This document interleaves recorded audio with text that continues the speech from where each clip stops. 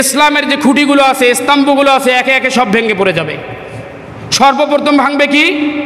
ইসলামী খেলাফত ব্যবস্থা সর্বপ্রথম ভেঙে যাবে। আমি বলেছি সব ভেঙে গেছে।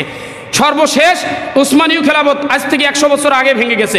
বর্তমান জমিনে কোথাও ইসলামী খেলাফত নাই। 100% ইসলামী খেলাফত কোথাও বর্তমান জমিনে বিশ্বে কোথাও নাই। 100 বছর হয়ে গেছে উসমানী খেলাফত ভাঙ্গার।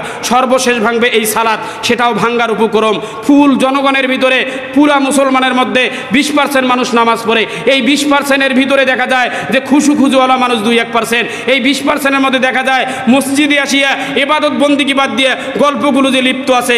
এই 20%-এর মধ্যে দেখা যায় যে তারা ইবাদত করে, কিন্তু কি করে সেটা নিজেও বোঝে না। এই 20%-এর মধ্যে দেখা যায় যে তারা তাদের পরিবারকে কন্ট্রোল করতে পারে না। আলোচনার শুরুতেই আমি আপনাদের একটা হাদিস শুনাই। নবীজির কথা দিয়ে আলোচনা শুরু করলে বরকত আছে না নাই? জোরে বলেন, বরকত আছে না নাই? তাহলে শুরু করি আমরা আলোচনা কার কথা দিয়ে? প্রিয় হাবিব সাল্লাল্লাহু আলাইহি ওয়াসাল্লামের কথা দিয়েই বয়ান শুরু হয়ে যাক। হযরত আবু উমামা বাহিলি প্রখ্যাত একজন সাহাবী রাবি ছিলেন। বর্ণনা করেন আল্লাহর রাসূল সাল্লাল্লাহু আলাইহি ওয়াসাল্লাম বলেছেন, লা তুনকাদান্না উরাল ইসলাম উরওয়াতান উরওয়া ফাকুল্লামা ইনতাকাযাত উরওয়াতা তাশাব্বাসান নাসু বিল্লাতী তালিহা ওয়া আউয়ালুহুন্না নাকাযাল হুকম ওয়া আখিরুহুন্না সালাত। আল্লাহর রাসূল সাল্লাল্লাহু আলাইহি ওয়াসাল্লাম বলেন, অবশ্যই ইসলামের স্তম্ভসমূহ একে একে তোমাদের সামনে ভেঙে পড়ে যাবে। ভবিষ্যৎবাণীটি কে করেছেন? নবীজি বলেছেন। এক এক করে সবগুলোই ভেঙে পড়ে যাবে। তবে কোনটা আগে ভাঙবে আর কোনটা সর্বশেষ ভাঙবে, এই কথাটা নবীজি পরের অংশে বলেন। যখন একে একে সব ভেঙে পড়ে যাবে, মানুষ তখন কি করবে? নবীজি বলছেন, একটা যখন ভেঙে যাবে মানুষ অপরটা ধরে রাখবে, আরেকটা যখন ভেঙে যাবে মানুষ আরেকটা ধরে রাখবে, আরেকটা যখন ভেঙে যাবে মানুষ আরেকটা ধরে রাখবে। তো এভাবে এক এক করে সব শেষ হয়ে যাবে। সবার আগে কোরআনের শাসন শেষ হবে, সবার শেষে সালাত শেষ হবে। আউয়ালুহুন্না হুকমুল কোরআন নাকজাল হুকম। কোরআনের শাসন সর্বপ্রথম কি হবে? বিলুপ্ত হবে। এরপরে কি হবে? ওয়া আখিরুহুন্না as-সালাত। সর্বশেষ যে স্তম্ভটি ভেঙে যাবে সেটার নাম কি ভাই? সালাত। তা নবীজির এই বাণী দিয়ে আমরা বুঝলাম, মুসলিম সমাজে সারা বিশ্বে ইসলামের যতগুলো স্তম্ভ আছে, স্তম্ভগুলো এক এক করে ভেঙে যাবে। সবার আগে ভাঙবে কোনটা? কোরআনের শাসন। সবার আগে ভাঙবে কোনটা? কোরআনের শাসন। সবার শেষে ভাঙবে কোনটা? সালাত। স্তম্ভগুলো আমরা দেখি, যেমন ধরেন ইসলামের খুঁটি হচ্ছে সালাত, ইসলামের খুঁটি হচ্ছে যাকাত, ইসলামের খুঁটি হচ্ছে সিয়াম, ইসলামের খুঁটি হচ্ছে কোরআনের শাসন, ইসলামের খুঁটি হচ্ছে জিহাদ। এই সবগুলোকে ইসলামের খুঁটি বলা হয়। এখন আমরা যদি তাকাই তো অর্ধেক গেছে না বেশি গেছে? জোরে বলেন তো, বেশি গেছে না অর্ধেক গেছে? বেশিগুলো চলে গেছে। দেখেন, কোরআনের শাসন যে সবার আগে ভাঙ্গার কথা নবীজি ভবিষ্যৎবাণী করে গেছেন। একটু আমরা তাকিয়ে দেখি, বর্তমানে বিশ্বের এই আল্লাহর জমিনে কোথাও কি কোরআনের শাসন আছে বলে আপনি মনে করেন? পরিপূর্ণভাবে সারা পৃথিবীর কোথাও বর্তমান কোরআনের শাসন নাই। সর্বশেষ কোরআনের শাসন ভেঙে গেছে উসমানীয় শাসন, সেটাও 100 বছর পার হয়ে গেছে। উসমানীয় খেলাফত ভেঙে পড়ে গেছে, টুকরো টুকরো খান খান হয়ে গেছে। সেটা কতদিন হয়ে গেছে ভাই? 100 বছর বিলুপ্ত হয়ে গেছে। এটাই ছিল সর্বশেষ ইসলামী খেলাফত। এরপরে জমিনে আর কোথাও ইসলামী খেলাফত প্রতিষ্ঠা আজ অবধি হয় নাই। আংশিক কিছু কিছু জায়গায় হয়েছে। এর ভিতরে অন্যতম ইদানিং আমরা আফগানিস্তানকে ধরিতে পারি। সৌদি বলেন এবং আরব আমিরাতের যে দেশগুলো বলেন, কোথাও কোরআনী শাসন প্রতিষ্ঠিত না। আমার ভাইরা, তো নবীজির ভবিষ্যৎবাণী কি বাস্তবতার সাথে মিলে গেছে না? যে সর্বপ্রথম ভাঙবে কি কোরআনের শাসন, সেটা ভেঙে গেছে, সেটা ভেঙে গেছে। মাঝখানে আরও অনেক কিছু ভেঙে গেছে, জিহাদ ভেঙে গেছে, জাকাত, এটা কি মনে করেন আপনি আছে? প্রত্যেকটা মালদার আমাদের সবারই কিছু না কিছু সম্পদ আছে না নাই ভাই? আছে না নাই? দাঁড়িয়ে বলতে পারবেন যে হুজুর আমি প্রত্যেক বৎসরে আমার জাকাতটা পাই টু পাই হিসেব করি, যেখানে দেওয়া দরকার সেখানে দেই, এই মানুষ খুঁজে পাওয়া যাবে? তো এটা খুঁটি গাড়া আছে না ভেঙে গেছে? ইসলামের এই খুঁটিটা গাড়া আছে না ভেঙে গেছে? কথা বলে না, ভেঙে গেছে তো না? তো নামাজের অবস্থা বর্তমান খুব কঠিন পর্যায়ে। নবীজি বলেছেন সর্বশেষ ভাঙবে কি ভাই? সালাত, যেটা আমার আলোচ্য বিষয়। এই সালাতটাও থাকবে না, এটাও ভেঙে যাবে। তো এটাও ভাঙ্গার পর্যায়ে আমরা অপেক্ষায় বসে আছি, জোরে বলেন ঠিক না বেঠিক? আর এটা যখন ভাঙবে, মুসলমানদের বৃহৎ ঐক্য, বৃহৎ আর কোনো জামাত থাকবে বলে আমার মনে হয় না। এখন অবধি মুসলমান একটা জায়গায় ঐক্য আছি, সেই জায়গাটার নাম হচ্ছে মসজিদ, সেই জায়গাটার নাম হচ্ছে সালাত, সেটা হলো জামাত। জোরে বলেন ঠিক না বেঠিক? এই জায়গায় আমাদের একটা ঐক্য আছে এখন অবধি, সেটাও ভেঙে যাওয়ার উপক্রম। কেন বললাম উপক্রম? একটু লক্ষ্য রাখেন, দেখেন মুসলমান পুরা জনসংখ্যার ভিতরে যতগুলো মুসলমান আমরা আমাদের সমাজে বাস করি, আপনারা কি ভাবতে পারেন বলেন তো দেখি, কত পার্সেন্ট মুসলমান পাঁচ ওয়াক্ত সালাত আদায় করে? পার্সেন্টেজটা একটু বলতে পারেন? নিজ নিজ খেয়াল থেকে আপনারা এই দিক থেকে একজন বলেন দেখি, কত পার্সেন্ট মানুষ নামাজ পড়ে পাঁচ ওয়াক্ত? খেয়াল কি আপনাদের? দেখছেন, আল্লাহর এক বান্দা বলেছে 2 থেকে 3%। আচ্ছা আপনারা এই দিক থেকে একজন বলেন দেখি, কত পার্সেন্ট মানুষ পাঁচ ওয়াক্ত সালাত পড়ে? তো ভেঙে দেওয়ার পর্যায়ে না প্রতিষ্ঠিত থাকার অবস্থায়? কোন পর্যায়ে আছে বলেন? এই সালাত নামক খুঁটি নবীজি বলছেন সবার শেষে। তাহলে বোঝা যাচ্ছে কেয়ামত হাতছানি দিচ্ছে আমাদের। জোরে বলেন ঠিক না বেঠিক? কেয়ামত হাতছানি দিচ্ছে আমাদের। সর্বশেষ যেই খুঁটিটাও পড়ে যাবে, সর্বশেষ যেই খুঁটিটাও উখড়ে যাবে, সেই খুঁটিটার নাম হচ্ছে সালাত। আর সেটাও উনি বলছেন 2-4%। আমি অতটা বকিল হব না, আমি বললাম ধরেন 20%ই পড়ে। ভাই আমি ধরলাম ধরেন 20%-এ পড়ে, এই 20%-এর আবার কিছু হিসাব কিতাব আমি নেব। এই 20%-এর পিছনে তো আমি আসি। জোরে বলেন, যেটুক সময় আছে এই সময়ের ভিতরে আমি এই 20% যারা সালাত আদায় করে এদের পিছনে কিছু সময় দেবো ইনশাল্লাহ। তো ধরেন 20% মানুষে সালাত আদায় করে, বাকি থাকলো কত পার্সেন্ট? 80%।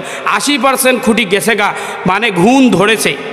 ইসলামের যেই স্তম্ভটি, সালাত নামক যে স্তম্ভটি, নবীজি বলছেন এটাই সর্বশেষ কি হবে, এই খুঁটি পড়ে যাবে, এই খুঁটি ভেঙে যাবে। তারও 80% শেষ হয়ে গেছে, 20% আপাতত আমরা ধরে আছি এই খুঁটিটার ভিতরে। আমার ভাইরা,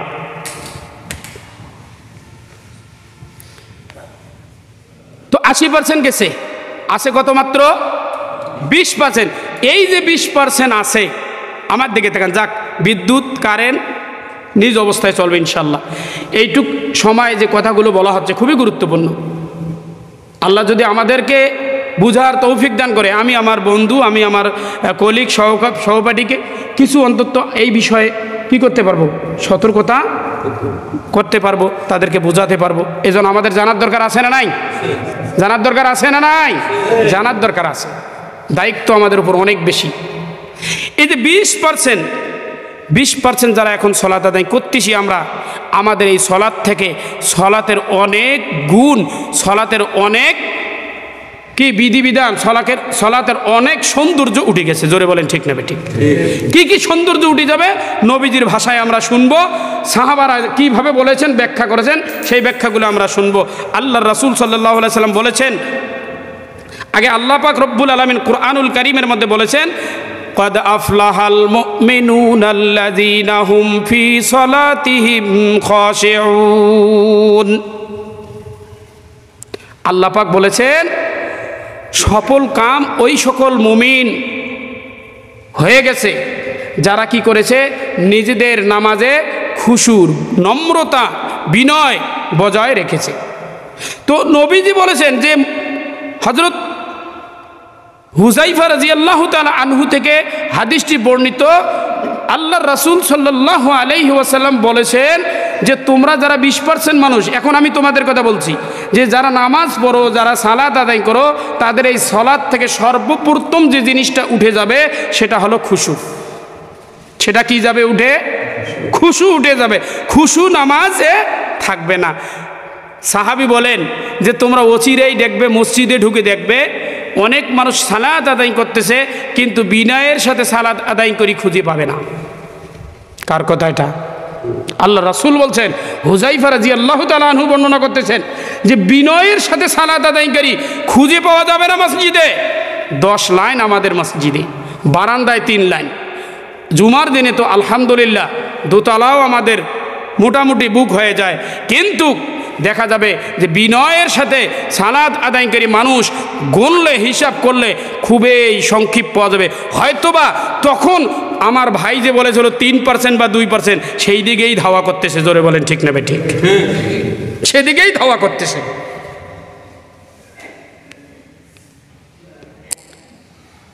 হুযায়ফা রাদিয়াল্লাহু তাআলা আনহু বলেন, অচিরেই তোমরা মসজিদের মধ্যে ঢুকে দেখবে কিছু সংখ্যক মানুষ সালাত আদায় করতেছে, কিন্তু তাদের মাঝে তোমরা বিনয় সহকারে সালাত আদায়কারী খুঁজে পাবে না।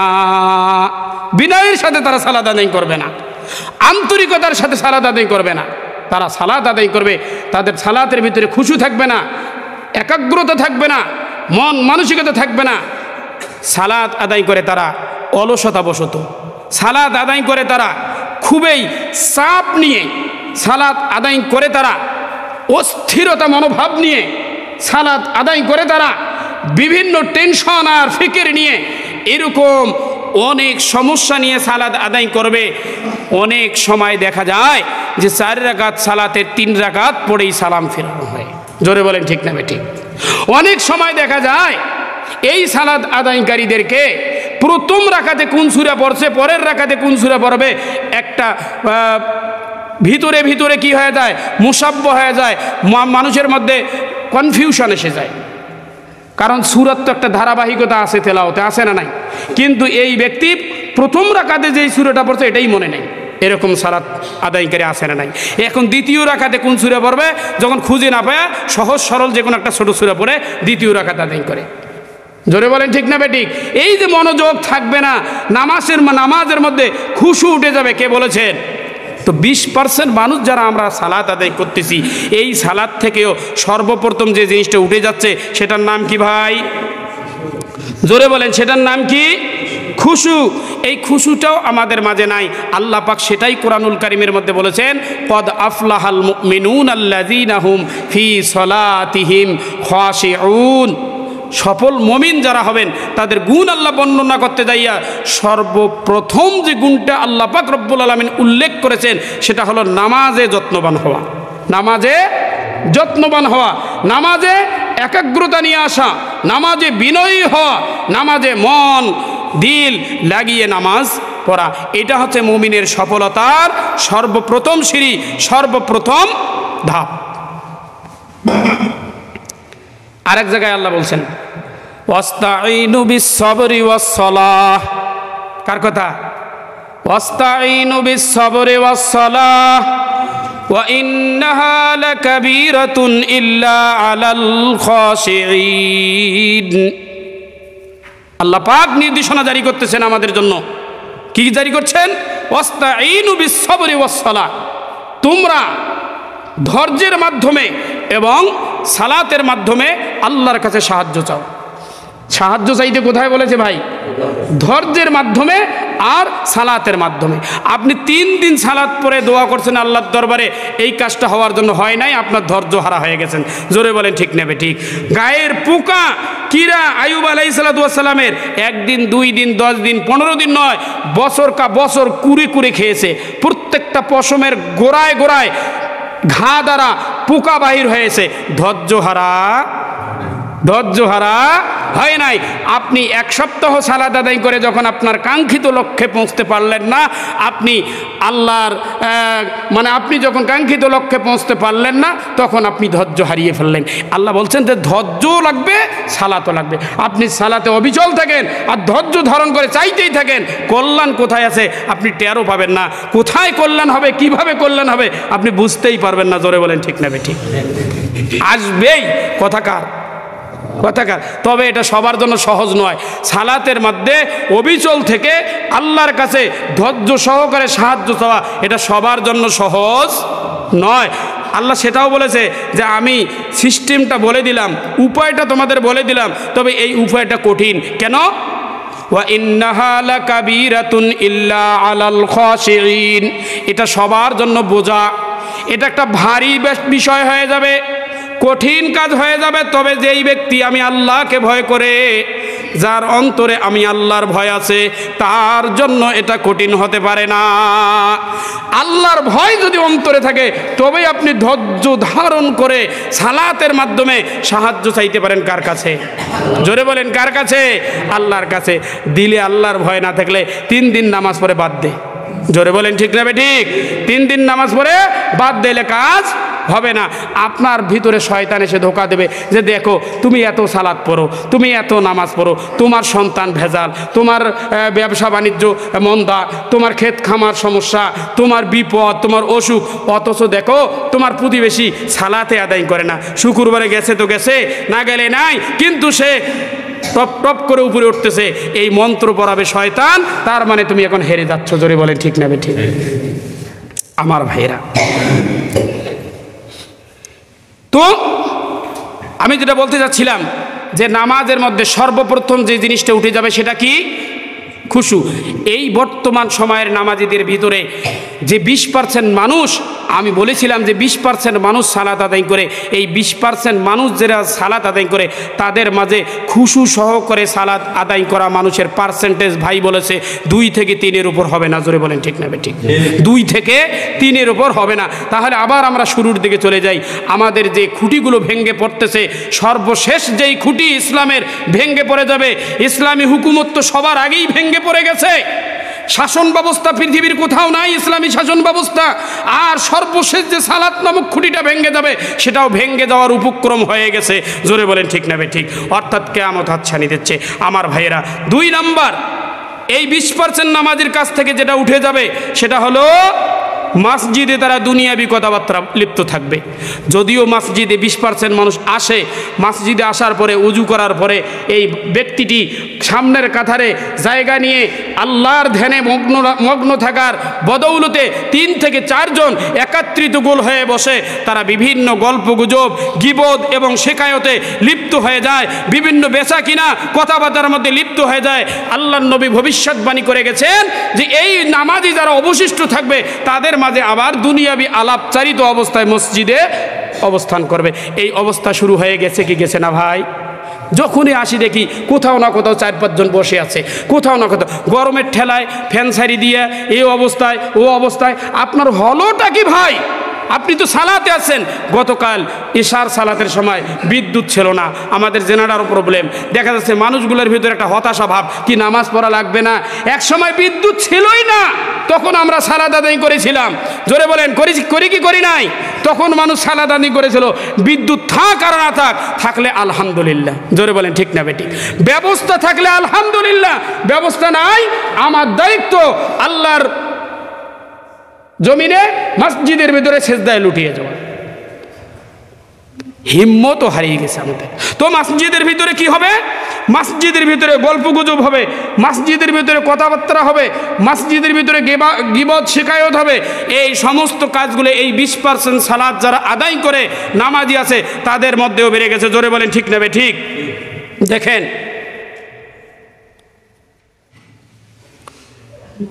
আল্লাহ রাসূলের একটা হাদিস আমরা শুনি যে মসজিদকে আল্লাহ বানিয়েছেন, আমাদেরকে বানানোর জন্য বলেছেন। দুনিয়াতে যুগে যুগে সকল পয়গম্বর নবী আলাইহিস সালাতু ওয়াস সালামরা এই মসজিদকে নির্মাণ করছেন। উদ্দেশ্য আছে না নাই? জোরে বলেন উদ্দেশ্য আছে না নাই? নবীজি বলছেন ইন্নামা হিয়া লিযিকরিল্লাহি আযজা ওয়া জাল্লা ওয়াস-সালাত ওয়া কিরাতুল কুরআন। জোরে কোন সুবহানাল্লাহ। আল্লাহর রাসূল সাল্লাল্লাহু আলাইহি ওয়াসাল্লাম বলেন যে মসজিদ তৈরির উদ্দেশ্য হচ্ছে আল্লাহ সুবহানাহু ওয়া তাআলার জিকির করার জন্য। জোরে বলেন তো কিসের জন্য? এক নাম্বার কি বললাম? জোরে বলেন। মসজিদ তৈরির উদ্দেশ্য এক নাম্বার কি? জিকির। লে জিক্রিল্লাহি আযজা ওয়া জাল্লা, আল্লাহ সুবহানাহু ওয়া তাআলার জিকির করার জন্য। ওয়াস-সালাত, সালাত আদায় করার জন্য। দুই নাম্বার কি বলেন না? বলেন, আপনারাও বলেন। দুই নাম্বার কোন উদ্দেশ্যে মসজিদ? তিন নাম্বার ওয়া কিরাতুল কুরআন, কুরআনুল কারীমের তেলাওয়াতের জন্য। মসজিদকে নবী বলল যে কোরআন তেলাওয়াতের জন্য। মসজিদ বানানো হয়েছে সালাত আদায়ের জন্য। মসজিদ বানানো হয়েছে আল্লাহর জিকির করার জন্য। কোন সাহসে, কোন হৃদয়ে তুমি একজন নামাজি মসজিদে গোল হয়ে বসে তুমি তোমার সাংসারিক, তুমি তোমার চাকরি, তুমি তোমার কর্মজীবন, রাজনৈতিক বিভিন্ন দিক নিয়ে তুমি এখানে আলোচনা সমালোচনা করো? এটা অর্থাৎ ওই যে ভাই বলেছেন যে মূল প্রকৃত নামাজির সংখ্যা, যদিও নামাজির সংখ্যা 20% আছে, প্রকৃত নামাজির সংখ্যা 3%, 2%-এ চলে আসছে। জোরে বলেন ঠিক না বেঠিক? অর্থাৎ ইসলামের এই সর্বশেষ খুঁটিটাও ভেঙে যাওয়ার উপক্রম হয়ে গেছে। তা না হলে আপনারা এরকম বেয়ারা হতেন না, আপনাদের এরকম চালচলন হতো না। আজকে আমরা এটুকু বুঝি না। আমার ভাইরা, দুঃখ হলেও সত্য যে আজকে আমাদের মাঝে মসজিদের ভিতরে দেখা যায় যে হুটলে বসে বসে যেমন আমরা গীবত করি, মসজিদের ভিতরে এর সংখ্যাটা কম নয়। এই নামাজি ভাইদের ভিতরে এর সংখ্যাটা কম নয়। এই গীবত, মানুষের কথা নাড়া, হিংসাত্মক কথাবার্তা বলা, এটা এখন মসজিদেও বিরামহীন চলছে।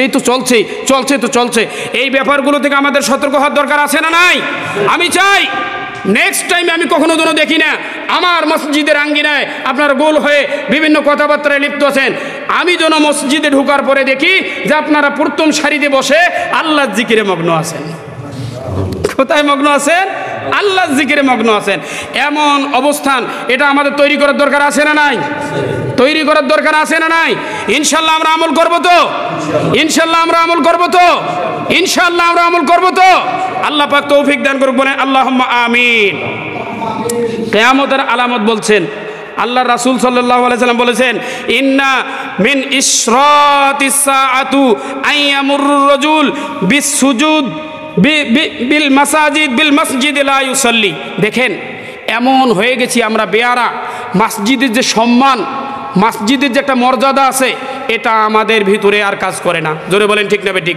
মসজিদে যে আমরা বিতর্ক, অপ্রাসঙ্গিক কথাগুলো বলতেছি, কোনো প্রসঙ্গ নাই, এরকম অপ্রাসঙ্গিক কথাবার্তা নিয়ে মসজিদের মধ্যে যে আমরা লিপ্ত হয়ে গেছি, এর অর্থ হচ্ছে মসজিদের প্রতি আমাদের মোহাব্বত, ভালোবাসা, মসজিদের যে একটা সম্মান, মসজিদের যে একটা মর্যাদা, এটা আমাদের দিল থেকে উঠে গেছে। জোরে বলেন ঠিক না বেঠিক? এরকম নামাজি হয়ে গেছি।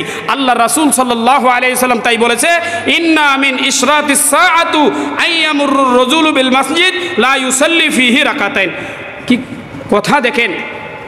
আল্লাহ রাসূল সাল্লাল্লাহু আলাইহি সাল্লাম বলেছেন, ওসিরেই শেষ জমানার ভিতরে কিয়ামত সংগঠিত হবে না যতদিন মসজিদের পাশ দিয়ে কোনো মুসলমান অতিবাহিত করবে আর 2 রাকাত সালাত আদায় করবে না। কার কথা এটা? বিষয়টা একটু মাথায় নেওয়া দরকার। মসজিদের পাশ দিয়ে মুসলমান অতিবাহিত করবে আর 2 রাকাত সালাত আদায় করবে না। এই হাদিস দ্বারা বোঝা গেল আল্লাহর রাসূল সাল্লাল্লাহু আলাইহি সাল্লামের সময়ে, সাহাবাদের সময়ে যখন কোনো মসজিদকে অতিক্রম করতেন, তখন তারা ওযু করে আগে 2 রাকাত সালাত আদায় করতেন। 2 রাকাত কি করতেন? সালাত আদায় করতেন। এটা মসজিদের সম্মান, এটা মসজিদের মর্যাদা। আমি মুসলমান মসজিদ দেখেছি অথচ 2 রাকাত। আর বর্তমান মসজিদকে তো আমরা অ্যাভয়েড করে যাচ্ছি। মসজিদে 5 ওয়াক্ত সালাতে ইমাম দাঁড়িয়ে গেছে, মসজিদের পাশ দিয়ে আমরা যাচ্ছি। এই 5 ওয়াক্ত সালাত, ফরজ সালাতের খবর নাই। জোরে বলেন ঠিক না বেঠিক? এই হয়েছে আমাদের নামাজের অবস্থা।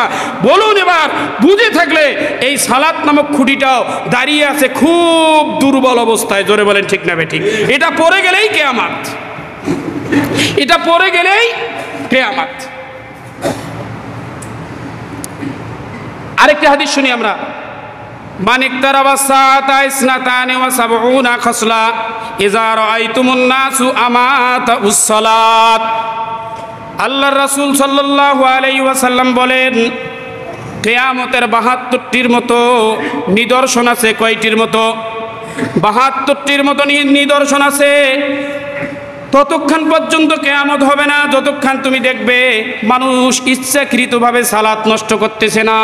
ইচ্ছাকৃত বিহারা এরকমভাবে মানুষ সালাত নষ্ট করা শুরু করবে, নামাজের কোনো গুরুত্ব থাকবে না, নামাজের ব্যাপারে কোনো মানসিকতা থাকবে না, তখন কিয়ামত সংগঠিত হবে। আমার ভাইরা, এতক্ষণ থেকে আমি আপনাদেরকে বুঝাইলাম যে মসজিদের ভিতরে দুনিয়াবি কথাবার্তা বলা যাবে না। জোরে বলেন, যাবে? মসজিদের ভিতরে দুনিয়াবি কথাবার্তা বলা যাবে না, আলাপচারিতায় লিপ্ত হওয়া যাবে না, ব্যবসা বাণিজ্যে কাজকর্ম চালানো যাবে না, এবং হাসি খুশি মস্করা তামাশার আলোচনা করা যাবে না। এক কথায় অপ্রাসঙ্গিক কিছু আলোচনা মসজিদে করা যাবে না। তবে হ্যাঁ, দ্বীনের কল্যাণের জন্য মিটিং করা, দ্বীনের জন্য কোনো কার্যক্রম করা, দ্বীনি কাজ বাস্তবায়ন করার জন্য পরামর্শ করা, মসজিদ নির্মাণ কাজের জন্য পরামর্শ করা, এইরকম ইসলামিক কিছু কার্যক্রম বাস্তবায়নের জন্য আলোচনা এবং পর্যালোচনা করার স্বাধীনতা আছে। ইসলাম এটা দিয়েছে। সাহাবাদের যুগেও সাহাবারা করেছেন, নবীজির যুগে নবী আলাইহিস সালাতু ওয়াস সালাম মসজিদ ভিত্তিক দেশ শাসন করেছেন, সমাজ শাসন করেছেন, সব কিছু এই মসজিদ ভিত্তিক করেছে। লক্ষ্য যদি আপনার সেটাই হয়, সেই উদ্দেশ্যে আসেন, আসার পরে আপনি বসেন, সমাজে আপনি দ্বীন কিভাবে প্রচার করবেন, দ্বীন কিভাবে প্রতিষ্ঠা করবেন, এই কাজটা করেন। জোরে বলেন ঠিক না ঠিক? অপ্রাসঙ্গিক আলোচনা করা যাবে না। এবার আসুন, শেষ জমানায় আমি বলেছিলাম 20% নামাজি আছে, তার মধ্যে খুশু উঠে গেছে। 2 নাম্বার কি বলেছিলাম? অপ্রাসঙ্গিক আলোচনায় নামাজিরা লিপ্ত হয়ে গেছে। 3 নাম্বার আসেন, 3 নাম্বার হচ্ছে অধিকাংশ নামাজি, অধিকাংশ ইবাদতকারী মূর্খ হবে শেষ জমানায়। কি হবে ভাই? অধিকাংশ ইবাদতকারী শেষ জমানায় হবে মূর্খ। মূর্খ বলতে কি? মূর্খ বলতে তারা জানবে না যে আমি যে সালাত আদায় করতেছি, এই সালাত আদায়ের মাসাইলগুলো কি, আমাকে দাঁড়াতে হবে কিভাবে, আমাকে হাত উঠাতে হবে কিভাবে, আমার সেজদা দিতে হয় কিভাবে, রুকু করতে হয় কিভাবে, সালাতে কেরাত যে পড়তে হয়। এইখানে যারা আপনারা আছি, এখানে দেখা যাবে 70% মানুষ আপনাদের সূরা ফাতিহা শুদ্ধভাবে মুখস্থ নাই। জোরে বলেন ঠিক না ঠিক? তাহলে মূর্খ অধিকাংশ নামাজি। এর আগে একজন মুসলমান কখনো চিন্তাও করতে পারে নাই যে একজন মুসলমান নামাজ আদায় করবে আর তার নামাজের বিধিবিধান, নামাজের মাসলা মাসাইল, নামাজের সূরা কালাম, দোয়া কালামগুলো জানা থাকবে না। এটা আমাদের 75-80 শেষ হয়ে গেছে। যে দেখা যায় যে নামাজ পড়তেছি, সূরা ফাতিহা আমাদের সুন্দরভাবে মুখস্থ নাই।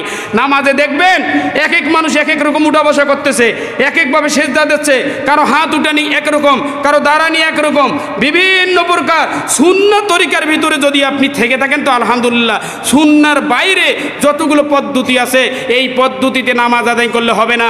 আবার চলে যান 20% নামাজির মধ্যে সহি শুদ্ধ রূপে সুন্দরভাবে নামাজ আদায়কারীর পার্সেন্টেজ 2-3%। জোরে বলেন ঠিক না ঠিক? সব দিক থেকে মিলে যাচ্ছে। নামাজের খুঁটিটাও ডুবু অবস্থা, এটাও ভেঙে যাওয়ার উপক্রম হয়ে গেছে আমার ভাইরা। আল্লাহ পাক বলেন, ইয়ালামুনা যাহিরাম মিনাল হায়াতিদ দুনিয়া ওয়া হুম আনিল আখিরাতি ওয়া হুম গাফিলুন। এই যে তোমরা নামাজিদেরকে দেখতেছো, মসজিদ ভরা নামাজি তোমরা দেখতে পারবা। এই লোকগুলোকে দেখবা দিন ও দুনিয়া, এই বর্তমান দুনিয়ার জ্ঞানে তারা অনেক পাণ্ডিত্য অর্জন করেছে, দুনিয়ার জ্ঞানে তারা অনেক পাণ্ডিত্য অর্জন করেছে, দুনিয়ার জ্ঞান বিজ্ঞানে তারা পারদর্শী হয়েছে, কিন্তু তাদের কাছে সূরা ফাতিহা শুদ্ধভাবে মুখস্থ নাই। আল্লাহ পাক রব্বুল আলামিন তাই বলেন, ইয়ালামুনা যাহিরাম মিনাল হায়াতিদ দুনিয়া। দুনিয়াকে জানার জন্য, দুনিয়াকে বুঝার জন্য তাদের কোনো ইলমের অভাব নাই, কিন্তু ওয়াহুম আনিল আখিরাতি হুম গাফিলুন। কিন্তু তারা পরকাল সম্পর্কে একেবারে বেখবর হয়ে গেছে। পরকাল সম্পর্কে কোনো ধারণা নাই, পরকাল নিয়ে তাদের কোনো চিন্তা চেতনা নাই। পরকালিক যে আমল করতে হয়, পরকালের জন্য যে ইবাদত করতে হয়, তার জন্য কোনো সময় ব্যয় করা নাই, তার জন্য কোনো শিক্ষা নাই, তার জন্য কোনো চিন্তা ভাবনাও নাই। এমন পর্যায়ে আজকে আমরা নামাজি হয়ে গেছি। সর্বশেষ যে কথাটা বলবো আমার ভাইয়েরা, দায়ুস, এবার একটু ভালো করে শোনেন। সাপ্তাহিক নামাজির আবির্ভাব, লাস্ট যে কথাটা আমি বলতে যাচ্ছি আলোচনা শেষের দিকে, সাপ্তাহিক নামাজির নবী ভবিষ্যৎবাণী করে গেছেন সাপ্তাহিক নামাজির আবির্ভাব হবে। এটা কি হয়ে গেছে? কি বলেন আপনারা, হয়ে গেছে? নবীজির কথা, সাপ্তাহিক নামাজির আবির্ভাব হবে। কয় যারা সাপ্তাহিক নামাজি এদের ভিতরে দায়ুসের সংখ্যাই বেশি। কেন জানেন? এ তো নিজে 5 ওয়াক্ত সালাত আদায় করে না, এর পরিবারকে সালাতের জন্য চাপ দিতে পারে? চাপ দিতে পারে না। তার বাচ্চা কাচ্চাকে চাপ দিতে পারে না, তাদের প্রতিবেশীকে চাপ দিতে পারে না, কথা বলতে পারে না। যার কারণে শরিয়া নীতিমালা মোতাবেক তার পরিবার চলে না। তার পরিবারের সদস্যরা পর্দা বেপর্দা মানে না, হালাল হারাম মানে না, তার পরিবার যা ইচ্ছে তাই চলতেছে। পরিবারের কোনো সদস্য যার অধীনে ওই পরিবারটা আছে সেটা যদি শরিয়া বিরোধীভাবে জীবনযাপন করে, বেপর্দায় চলাফেরা করে, এই লোকটাকে বলা হয় দায়ুস। আর এই লোকটাও সপ্তাহে একদিন নামাজ পড়ার জন্য মসজিদে আসে। তাই নবীজি বলছেন সাপ্তাহিক নামাজের আবির্ভাব হবে, আর এরা অধিকাংশই দায়ুস, এরা অধিকাংশই দায়ুস। লম্বা একটা হাদিস বলে শেষ করব। এই হাদিসটার মধ্যে আল্লাহ রাসূল সাল্লাল্লাহু আলাইহি ওয়াসাল্লাম বলেছেন সায়াকুনু ফি আখিরি হাযিহিল উম্মাহ রিজালুন ইয়ারকাবুনা আলা মিয়ারি হাত্তা ইয়াতু আবওয়াবা মসজিদিহিম। আল্লাহর রাসূল সাল্লাল্লাহু আলাইহি সাল্লাম অতি নিকটে আখিরি জমানার ভিতরে একদল উম্মত আসবে যারা খুব ভাবসাব নিয়ে, খুব দম্বটম্ব নিয়ে মসজিদের দরজায় যাবে। কি নিয়ে যাবে? ভাবসাব নিয়ে যাবে। শহরে যান না, পাজরো গাড়ি, বড় বড় গাড়িতে করে তারা মসজিদের ভিতরে আসছে, কিন্তু সপ্তাহে একদিন। জোরে বলেন ঠিক না বেঠিক? সপ্তাহে একদিন এ পাজরো গাড়িতে মসজিদে আসছে। আর ওরে বেটি, ওরে বউ কি করছে? বিউটি পার্লারে গেছে আধা ল্যাংটা হয়া। নবীজির ভাষায় সাপ্তাহিক এই নামাজিটা দায়ুস হলো কি হলো না? জোরে বলেন দায়ুস হলো কি হলো না? আল্লাহর নবী বলে সায়াকুনু ফি আখিরি হাযিহিল উম্মাহ রিজালু ইয়ারকাবুনা আলা মিয়ারি হাত্তা ইয়াতু আবওয়াবা মাসাজিদিহিম। তোমরা দেখবে আখিরি জমানার কিছু উম্মত ওসিরাই এমন বাহির হবে, তারা দম্ভ সম্ভ নিয়ে, তারা ভাবসাব নিয়ে মসজিদের দরজায় উপস্থিত হয়ে যাবে। কি নিয়ে উপস্থিত হবে? শান শৌকত নিয়ে, ভাবসাব নিয়ে। তাদের পোশাক আশাক দামি থাকবে, তাদের চালচলন দামি থাকবে, কিন্তু বেটায় আসে সপ্তাহে একদিন। জোরে বলেন ঠিক না বেঠিক? সপ্তাহে আসে একদিন। এদিন কিন্তু হ্যাঁ আতরও মাখছে, ইমাম সাহেব আতর পায় নাই খুঁজে, এ কিন্তু আতরও মাখছে। জোরে বলেন ঠিক না বেঠিক? শান শৌকতে আসবে, আতর টাতর কিছু বাদ যায় নাই। টুপিটাও দামি, পাঞ্জাবি ইস্তারি করা আছে। আমি তো প্রতিদিনে সালাত আদায় করি, ইস্তারি করার সময় পাই না। সপ্তাহে একদিন আদায় করলে শনিবার যখন রবিবার যখন পাঞ্জাবির অবস্থা খারাপ হয়ে যায়। জোরে বলেন ঠিক না বেঠিক? 5 ওয়াক্ত নামাজি তার প্রতিদিন পাঞ্জাবি ইস্তারি করতে পারে না। এই জন্য আল্লাহ রাসূল বলছেন খুব শান শৌকতে আসবে, খুব ভাবসাব নিয়ে আসবে। কিন্তু নবীজি বলেন নিসাউহুম কাসিয়াতুন আরিয়াতুন আলা রুউসিহিম। আল্লাহর রাসূল বলছেন এই লোকদের যারা সপ্তাহে নামাজ পড়তে আসে এরা দায়ুস। দেখবেন এদের বিবি বাচ্চারা কাপড় পরিধান করার পরেও উলঙ্গ অবস্থায় থাকবে। কাপড় পরা আছে এরপরে উলঙ্গ। ঘটনা সত্য না মিথ্যা? এ কাপড় পরিয়াও উলঙ্গ, কাপড় পরিয়াও উলঙ্গ। এটাই চলছে বর্তমান। কাপড় ঠিকই পড়ছে, বরং আপনার আমার বউ বাচ্চার কাপড়ের চেয়ে তাদের কাপড়ের দামও বেশি। গত কয়েকদিন আগে আমাদের সাবেক আইজিপি, মনে হয় কি ছিল, সাবেক আইজিপি, কি নাম, নামটা কি? বেনিজির আহমদ, সাবেক আইজিপি। এর ঘরটাকে তালাশ করা হয়েছে। কত কিছু পাওয়া গেছে জানেন? কত সেট ওড়না, কত সেট ব্লাউজ, কত সেট শাড়ি, কত সেট স্যুট, কত সেট প্যান্ট, এই সবগুলো কতগুলো পাওয়া গেছে। একটু খবর সবর দেখেন। এগুলো না আবার নিলামে তুলছে। যতগুলো তুলছে মনে হয় আমাদের একরশালি বাজার মেকআপ দেওয়া যাইতো। জোরে বলেন ঠিক না বেঠে? পুরো একরশালি মেকআপ দেওয়া যাইতো। এতগুলো সব পাওয়া গেছে। তো আল্লাহ রাসূল বলছে এদের বউ বাচ্চারা কাপড় পরিধান করিয়াও কি থাকবে? উলঙ্গ থাকবে। কাপড় পরা থাকবে কিন্তু উলঙ্গ। সর্বশেষ কথা আল্লাহর নবী বলছেন এদের প্রতি অভিসম্পাদ করো। এদের প্রতি এই সাপ্তাহিক নামাজি দায়ুস যারা সপ্তাহে একদিন আসবে, পরিবারের খোঁজ খবর রাখে না, পরিবারের কাউকে নামাজের দায়িত্ব দেয় না, নামাজ পড়ে না, এবং হালাল হারাম বুঝায় না, এবং পর্দা ভাবে চালায় না। নবীজি বলছেন তোরা যারা ঠিক আছো এদেরকে অভিসম্পাদ করো। এদেরকে কি করো? কারণ তারাই অভিসম্পদ প্রাপ্ত। সর্বশেষ নবীজি যেটা বলেছেন, লম্বা হবে দেখি হাদিস পড়তে যাচ্ছি না, সর্বশেষ নবীজি যেটা বলেছেন যে তোমাদের পরে যদি আর কোনো উম্মত আসতো, আর কোনো নবী আসতো, আর কোনো উম্মত আসতো, তাহলে তোমাদেরকে ওই নবীর উম্মতের গোলামি করা লাগতো। ওই নবীর উম্মতের গোলামি করা লাগতো। তোমরা যেভাবে ইসলামকে ছেড়ে দিয়েছো, ইসলামকে তাচ্ছল্যে বানিয়েছো, ইসলামের কার্যক্রমকে যেভাবে তোমরা ঢিলে দিয়েছো, ওদের করা লাগতো। যেমন নাকি তোমাদের পূর্বের কিছু উম্মতের মহিলারা তোমাদের দাসী হয়ে গেছে, তারাও তাদের ধর্মকে নিয়ে যখন শেষ পর্যন্ত খেলা তামাশা বানিয়ে ফেলছিল, তোমাদের দাসী হয়ে গেছে, তোমাদেরকে গোলাম হওয়া লাগতো। আমার ভাইরা, আমি আপনাদেরকে যে বিষয়টা বুঝাইতে চেষ্টা করলাম সেটা হলো যে ইসলামের যে খুঁটিগুলো আছে, স্তম্ভগুলো আছে, একে একে সব ভেঙে পড়ে যাবে। সর্বপ্রথম ভাঙবে কি? ইসলামী খেলাফত ব্যবস্থা সর্বপ্রথম ভেঙে যাবে। আমি বলেছি সব ভেঙে গেছে। সর্বশেষ উসমানীয় খেলাফত আজ থেকে 100 বছর আগে ভেঙে গেছে। বর্তমান জমিনে কোথাও ইসলামী খেলাফত নাই। 100% ইসলামী খেলাফত কোথাও বর্তমান জমিনে বিশ্বে কোথাও নাই। 100 বছর হয়ে গেছে উসমানী খেলাফত ভাঙ্গার। সর্বশেষ ভাঙবে এই সালাত, সেটাও ভাঙ্গার উপক্রম। ফুল জনগণের ভিতরে, পুরা মুসলমানের মধ্যে 20% মানুষ নামাজ পড়ে। এই 20%-এর ভিতরে দেখা যায় যে খুশুওয়ালা মানুষ 2-1%। এই 20%-এর মধ্যে দেখা যায় মসজিদে আসিয়া ইবাদত বন্দিগি বাদ দিয়ে গল্পগুলো যে লিপ্ত আছে। এই 20%-এর মধ্যে দেখা যায় যে তারা ইবাদত করে, কিন্তু কি করে সেটা নিজেও বোঝে না। এই 20%-এর মধ্যে দেখা যায় যে তারা তাদের পরিবারকে কন্ট্রোল করতে পারে না। আল্লাহ পাক রব্বুল আলামিন এই হাদিসগুলোর প্রতি আমাদের আমল করার তৌফিক দান করুক। আমিন। ওয়া আখির দাওয়ানা আলহামদুলিল্লাহি রাব্বিল আলামিন।